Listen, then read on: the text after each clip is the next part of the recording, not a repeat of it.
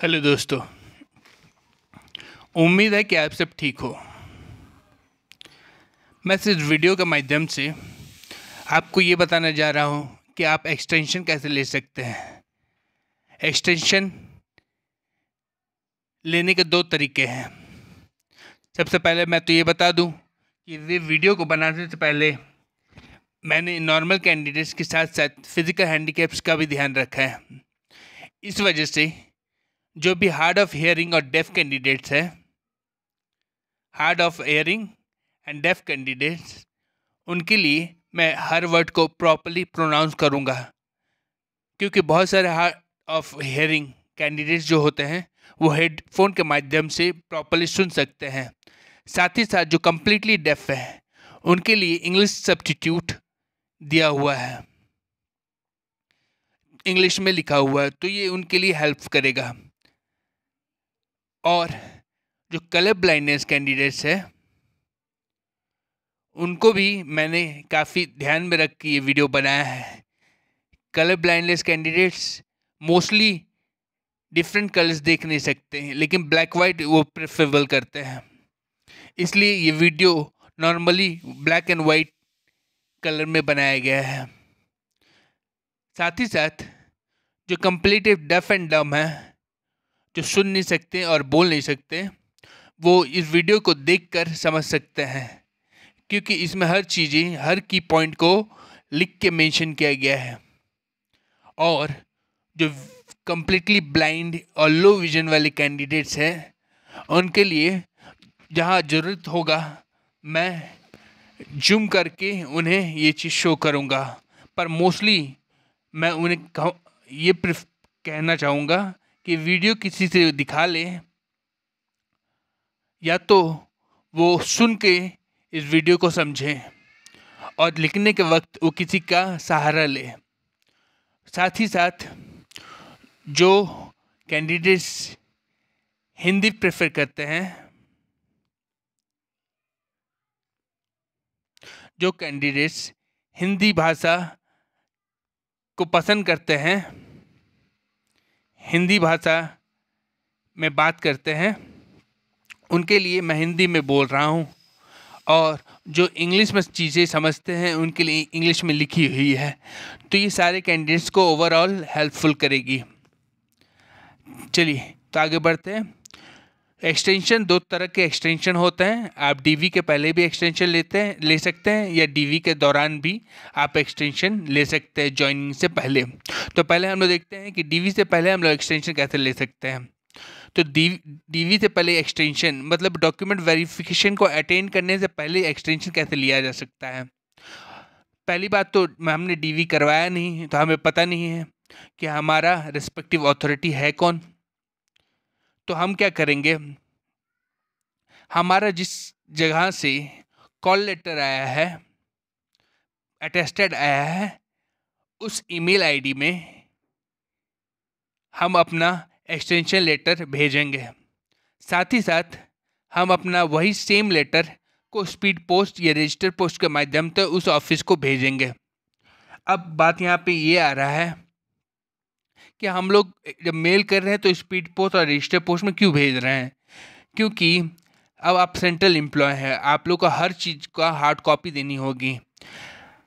Department आपका हर employ का हर letter को प्रिजर्व करके रखती है अपने गार्ड फाइल में।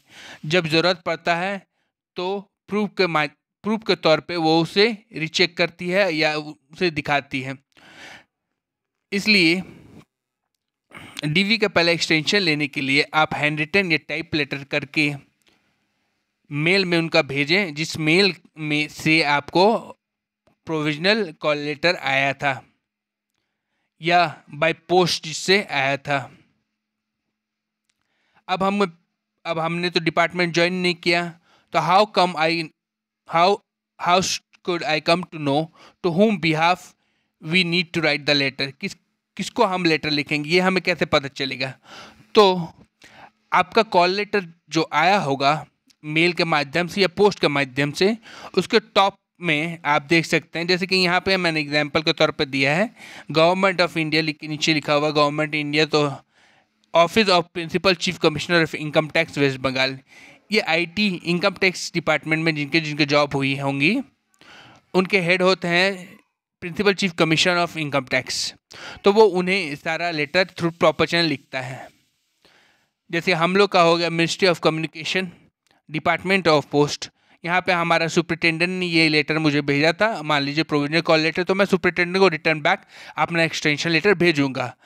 तो चल जाएगा टू ऑफिस ऑफ ओ का मतलब होता है office of senior superintendent RMS dash division, ये एड्रेस, ये pin code, email ID, phone number, ये हो गया हम लोग का लिखने का तरीका। ठीक है। अब दूसरी बात होता है how to send the letter. Letter को कैसे भेजा जाना चाहिए। जैसे मैंने आपको बताया कि लेटर को मेल के माध्यम से और पोस्ट के माध्यम से, दोनों से माध्यम से भेजे तो ज़्यादा बेहतर रहेगा। लेकिन हम लोग को पहला ये करना है कि मेल के माध्यम से उसको भेजना है। मेल के माध्यम से भेजने से क्या होगा कि ऑन टाइम मेल तो तुरंत पहुंच जाएगा और उस पर काम होना स्टार्ट हो जाएगा। ठीक है। बाद में आपका जो हार्ड कॉपी बाय पोस्ट जाएगा वो उनके प्रिजर्व गार्ड फाइल में रखा रहेगा। अब यहाँ पे बात आती है, अगर आप लेटर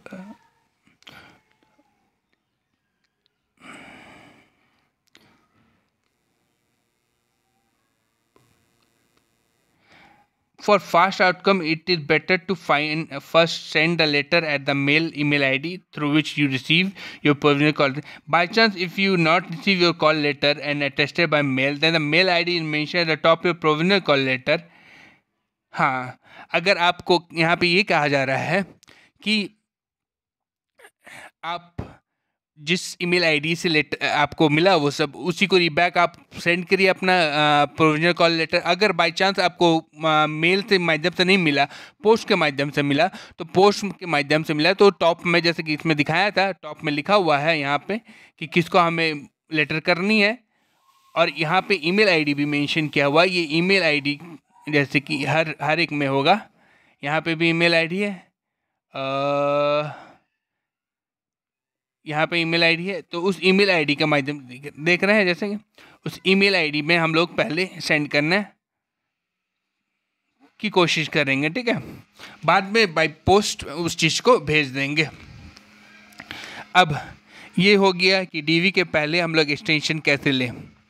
अब हम लोग डीवी करवा लिए, लेकिन हम लोग ज्वाइनिंग के पहले एक्सटेंशन चाहिए, हमारा कोई रीज़न है, तो उस टाइम क्या करेंगे, हम लोग कैसे एक्सटेंशन के लिए अप्लाई करेंगे जब हम ज्वाइनिंग से पहले हमें एक्सटेंशन चाहिए तब। तो उस चीज़ के लिए भी आप हैंड रिटन या टाइप लेटर दे सकते हैं। लेकिन अब तो आप डीवी करवा लिए हैं और आपके सामने बैठा हुआ है इंस्ट्रक्टर, तो आप उस वक्त अब मेल तो नहीं करेंगे, आप तो ऑफिस में ही है, तो आप क्या करोगे, उन्हीं को दे दोगे अपना एक्सटेंशन लेटर बाय हैंड।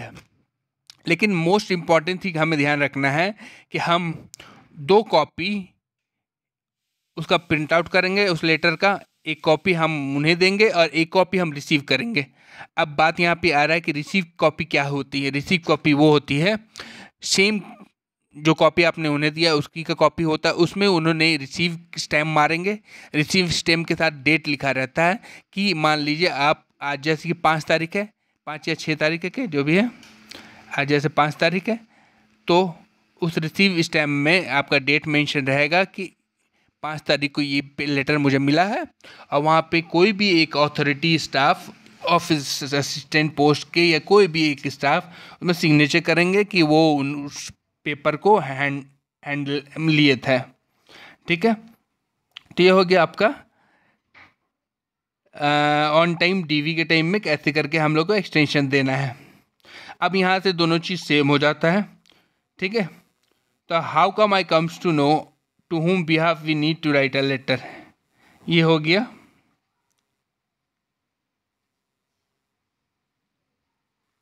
अब यहाँ पे बात हो रहा है कि हम लेटर लिखेंगे कैसे, कोई फॉर्मेट क्या होता है। How to write the letter, is there any format of the same.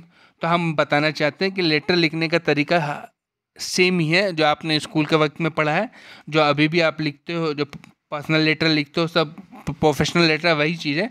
पर ये लेटर हम लोग लिखते हैं हाई अथॉरिटी को, तो इसमें पर्सनल मैटर को ज़्यादा डिटेल ना करके की point on the point on mention करते हैं।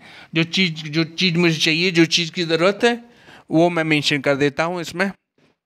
उस बेसिस पे ये लेटर बनती है। अब यहाँ पे बात है कि किस किस मैटर के माध्यम से मुझे एक्सटेंशन मिल सकता है और कितना वक्त तक। Under what circumstances we can easily get extension and up to how long.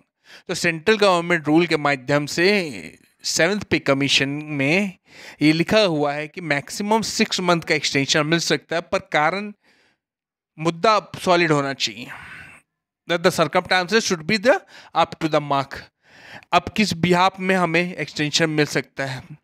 अब आप कहेंगे कि मुझे एग्ज़ाम है, मुझे सीजीएल देनी है, तो मुझे 6 महीने का एक्सटेंशन दीजिए। वो प्रोवाइड नहीं करेगा। आपको एग्ज़ाम देनी है तो आपको एग्ज़ाम 1 दिन लगेगा, 2 दिन लगेगा, 3 दिन लगेगा, 1 मंथ तक दे देंगे, लेकिन 6 मंथ कोई नहीं देगा। लेकिन आप बोलोगे कि मुझे, हाँ मेरे परिवार में इसकी मृत्यु हो गई है, मेरे माता जी बीमार है, मेरे पिताजी बीमार है, मेरे बच्चा बीमार है, तो उस बेसिस पे हो सकता है आपको 6 मंथ का एक्सटेंशन प्रोवाइड कर दिया जाए। तो मैक्सिमम 6 मंथ है, मिनिमम 1 मंथ होता है, या और भी कम हो सकता है। मिनिमम में 10 दिन 12 दिन भी हो सकता है, लेकिन ईजिली 1 मंथ मिल जाता है। और एग्ज़ाम, इलनेस, एक्सपायर, साथ साथ बहुत सारे क्या होता है, प्रीवियस डिपार्टमेंट में कोई काम कर रहे हैं, टेक्निकल रेजिग्नेशन के लिए अप्लाई किए हुए, उनका अभी तक टेक्निकल रेजिग्नेशन का लेटर आया नहीं है, तो वो अब डीवी करवा लिए, उन्हें एक्सटेंशन चाहिए, क्योंकि वो पहले तो ज्वाइन कर नहीं पा रहे डिपार्टमेंट जब तक वहाँ से उनको रिलीज़ नहीं किया जाए, तो उस बेसिस पे भी एक्सटेंशन ले सकते हैं आप। अब यहाँ पे बोला जा रहा है, is it possible that on behalf of study, कोई किसी तरह का आप पढ़ाई कर रहे हैं उसके लिए 6 मंथ का एक्सटेंशन ले, तो ये पॉसिबल तो है नहीं, पर 1 मंथ का एक्सटेंशन दे दिया जाता है अगर आप उसी स्टेट में ना हो। आप काफ़ी दूर रहते हो, 2000 किलोमीटर 3000 किलोमीटर दूर रहते हो, और उसमें अप डाउन करना पड़ेगा, तो उस बेसिस पे आपको एक्सटेंशन दे दिया जाता है। ठीक है। अब यहाँ पे बहुत कैंडिडेट पूछते हैं, क्या एक्सटेंशन हमारा लेटर रिजेक्ट कर दिया जा सकता है? हमारा अगर रिजेक्ट कर दिया जाएगा तो हम क्या करेंगे? तो हम बताना चाहेंगे कि डीओपीटी के जितने भी रूल्स निकलते हैं, जितने भी ओएम ऑर्डर निकलते हैं, उस सब में डिपार्टमेंट को माथा घमाना ही पड़ेगा, बैक स्टेप नहीं ले सकते, तो उन्हें रिस्पॉन्ड करना ही पड़ेगा। हाँ, ये हो सकता है वो रिजेक्ट करें या अप्रूवल करें, पर उसमें सोचेंगे वो। ठीक है। और रिजेक्शन बहुत रेयर होता है, लेकिन हाँ, वो एक्सटेंशन लिमिट को कम कर देते हैं। अगर 5 महीना हो जाए तो हो सकता है वो बोलेंगे I will grant you for 2 month. ये हो सकता है, रिजेक्ट बहुत रेयर केस में होता है। अब कहा जाता है कि क्या क्या डॉक्यूमेंट लगेगा जिसके माध्यम से हम एक्सटेंशन ले सकते हैं। अगर मेडिकल केस है तो डॉक्टर प्रिस्क्रिप्शन जरूर लगता है। अगर भर्ती है आपके माता पिताजी, आप खुद, तो डिस्चार्ज समरी होता है हॉस्पिटल से छुट्टी के टाइम में मिलता है, वो आप लगा सकते हैं। अगर किसी की मृत्यु हो गई तो वो आप वर्बली बोल के कर सकते हो, उसके लिए कोई पेपर या आपको ये नहीं देना होगा। अगर एग्ज़ाम है तो एडमिट कार्ड दे सकते हैं। अगर एडमिट कार्ड नहीं है तो स्टेटस आप बता सकते हैं कि इस दिन पे एग्ज़ाम है, स्टेटस शो करता है एसएससी के एग्ज़ाम में, जैसे बैंक के एग्ज़ाम में ऐसे। अगर आपका पोस्ट ग्रेजुएट डिप्लोमा का लास्ट ईयर चल रहा है तो एडमिट कार्ड दिखा दीजिए। तो ये सब कारण से डॉक्यूमेंट अटैच करना पड़ता है, मतलब आपके लेटर के साथ ये सब डॉक्यूमेंट लगा देना है पीछे की तरफ। ठीक है। स्टेपल करके आराम से 2 कॉपी बनाइए, एक भेजिए, एक अपने पास रिसीव कीजिए। ठीक है। और साथ साथ ओएम ऑर्डर भी लगा दीजिए तो ज़्यादा अच्छा रहेगा। ओएम ऑर्डर का कॉपी आपको टेलीग्राम या यूट्यूब व्हाट्सएप चैनल में मैं भेज दूंगा। ठीक है। अब हम डिस्कस करेंगे किस तरह से हम लेटर लिखेंगे। ठीक है। Pattern to write the letter. मैं अपने टाइम में एक्सटेंशन लिया था, 1 मंथ का मिला था मुझे, मैंने 1 मंथ का ही मांगा था। तो मेरे लेटर में सारी चीज़ मेंशन है, जैसे कि मैं टेक्निकल रजिस्ट्रेशन भी अप्लाई किया था, मेरी माता जी भी बीमार थी, साथ ही साथ क्या बोलते हैं, एक्सटेंशन वाला हो गया, सॉरी टेक्निकल डिजाइन हो गया, माता जी बीमार एग्जाम भी था। तो ओवरऑल मेरा मुद्दा तीनों चारों चारों मुद्दा जो आप लोग ज़्यादातर लिखोगे लेटर, तो वो मेरे सारे मुद्दे मैंने एक में भी लेटर में बना के डाल दिया था। तो उससे आपको काफ़ी हिंट मिलेगी। ये फ्रॉम में, अब ये फ्रॉम जो ऊपर में लिखा हुआ है लेटर के, ये आप ये कर सकते हैं कि नीचे भी लिख सकते हो, लेकिन मैंने उस वक्त ऊपर लिखा था। यहाँ पे मेरा हेड ऑफ, यहाँ से मुझे लेटर आया था, the superintendent RMS Ludhiana division. तो मैंने उनको रिबैक लेटर लिखा। ये यहाँ पे आप देख रहे होंगे थ्रू प्रॉपर चैनल का ब्रैकेट में लिखा है, ये लिखना ज़रूरी होता है। हाई अथॉरिटी तक थ्रू प्रॉपर चैनल तक, हमारा मतलब है कि स्टेप बाय स्टेप सारे अथॉरिटी के पास ये लेटर पहुंचा और जाके फाइनली हाई अथॉरिटी जो सबसे हाई है उनके पास ये लेटर पहुंच गया है। तो थ्रू प्रोफेशनल उसी को कहते हैं। जैसे कि आप मान लीजिए ऐसे में काम करते हैं, सॉर्टिंग असिस्टेंट है, तो आप लेटर पहले एमओ में दीजिएगा, एमओ से आपका जाएगा लेटर एचआरओ से जाएगा एसआरएम, एसआरएम से एएसआरएम, एएसआरएम से जाएगा एसएसआरएम, एसएसआरएम से हो सकता है चीफ पोस्ट मास्टर जाए या एसएसआरएम तक ही रह जाए। कहीं कहीं एसएसआरएम या एसआरएम नहीं है तो एसआरएम तक रह जाएगा लेटर। तो ये हो गया। तो ये लेटर का आप थोड़ा पढ़िएगा, ठीक है। यहाँ पे टू फ्रॉम वाला तो खेला हो गया। सब्जेक्ट के टाइम में लिख दिए कि request for granting 1 month extension from date of intimation, मतलब इंटीमेशन जिस दिन मैंने लेटर लिख रहा हूँ उस दिन से मुझे 1 महीने का एक्सटेंशन चाहिए। मैं डॉक्यूमेंट वेरिफिकेशन 1 महीने का बाद करवा पाऊँगा और फिर ज्वाइनिंग करूँगा। रेफ़र करके यहाँ पे देख रहे होगे आप लोग, ये पॉइंट रेफ़र करके देख रहे होगे। ये रेफ़र में जो है मैंने अपना प्रोविजनल कॉल लेटर डाला और डीओपीटी का जो लेटर है वो डाला कि मेरा अधिकार है, मुझे एक्सटेंशन ले सकता हूँ मैं, तो वो रेफ़र में डाल दिया मैंने। अब रिस्पेक्टिव मैम सर वाला काम हो गया। आई एम ये, मेरा रोल नंबर इतना, मेरा कैटेगरी इतना, मैंने प्रोविजनल सिलेक्टेड हुआ हूँ, ठीक है। और साथ ही साथ सारे डिटेल मैंने इसमें मेंशन कर दिया है। क्या वर्किंग इनकम टैक्स डिपार्टमेंट, मैंने वहाँ पे टेक्निकल रेजिग्नेशन में अप्लाई किया है, मेरा अभी टाइम लग सकता है 20 से 25 दिन। ये हो गया। मेरी माताजी का केस मैंने बता दिया कि मेरी माताजी CAD पेशेंट, जो टर्मिनल इलनेस केस है, बार बार जाना आना पॉसिबल नहीं है।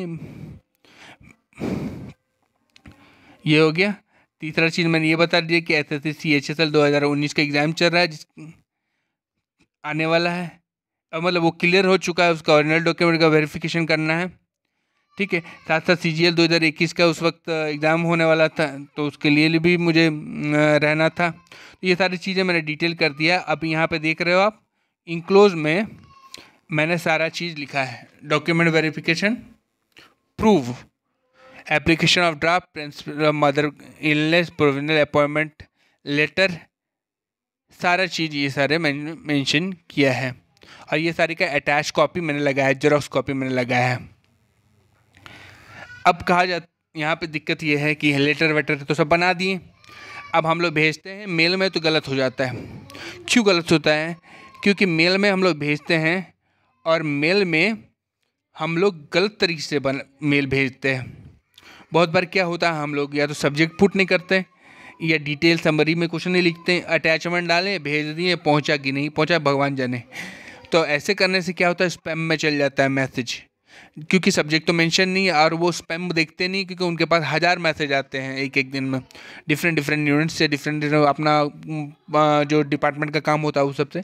तो हमेशा सब्जेक्ट डालिए। सब्जेक्ट डालने से बहुत बेनिफिट होता है कि आपका हाईलाइट रहेगा। जैसे यहाँ पे मैंने दिया है, request for granting 1 month extension for update और intimation to attend document verification और लर्निंग, ठीक है। यहाँ पे आप देख रहे हैं, request sir ma'am kindly find the attachment include my intimation letter with all the necessary detail document, we are requested to understand my situation and please give me extension if possible, ठीक है। फिर attachment डाल दिया। यहाँ पे मैंने लिख दिया है, do not forget to mention the subject, only the subject will highlight that you letter is important, ठीक है। तो यहाँ पे लिख दिया कि सब्जेक्ट मेंशन करना भूलिएगा नहीं, सब्जेक्ट ही बहुत ज़रूरी है। सब्जेक्ट ही आपका चीज़ को हाईलाइट करेगा और उसको जो मेल का काम करता है वहाँ पे जो मेल चेक करता रहता है उसको नज़र में पड़ेगा कि ये हाँ ये इंपॉर्टेंट है, इसमें मुझे रिस्पॉन्ड करना है 3 दिन के अंदर, ठीक है। अब यहाँ पे बात आता है कि with how much day the division office will respond on your extension letter. कितने दिन में डिवीजन ऑफिस आपका एक्सटेंशन लेटर में रिस्पॉन्स करेगा. तो 3 दिन तक का, जैसे उन्होंने रिसीव किया है, जो उन्होंने देख लिया है, तो उस दिन से 3 दिन तक में उन्हें रिस्पॉन्स करना होगा. ठीक है, तो यहाँ पे हो गया वीडियो समाप्त. मुझे लगता है जो आपको काफ़ी डिटेलिंग वीडियो दिया मैंने, आपका काफ़ी हेल्प हुआ होगा. अगर कुछ चीज़ छूटी होगी, मुझे तो नहीं लगता मैंने कुछ चीज़ छोड़ा है, अगर छूटी होगी तो मुझे बताएं, तो मैं और आगे और इम्प्रूवमेंट लाऊंगा. ऐसे तो इस बार मैंने फ़ोन पे बना दिया है वीडियो, मेरे पास वक्त नहीं था. अगली बार से मैं कोशिश करूँगा कि पीसी में बनाऊँ और परफेक्ट बना के दूँ आपको. धन्यवाद.